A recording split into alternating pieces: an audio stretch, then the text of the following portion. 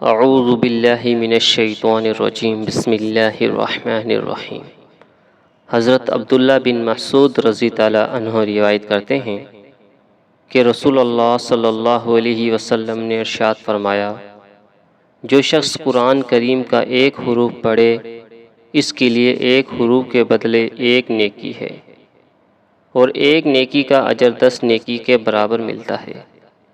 میں یہ نہیں کہتا کہ سارا الف لام میم ایک حروف ہے، بلکہ الف ایک حروف، لام ایک حروف اور میم ایک حروف ہے، یعنی یہ 3 حروف ہوئے، اس پر 30 نیکیاں ملیں گی۔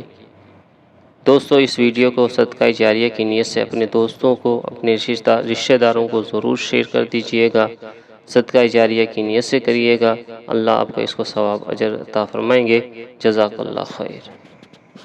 لائک اور چینل کو سبسکرائب بھی ضرور کر لیجئے گا۔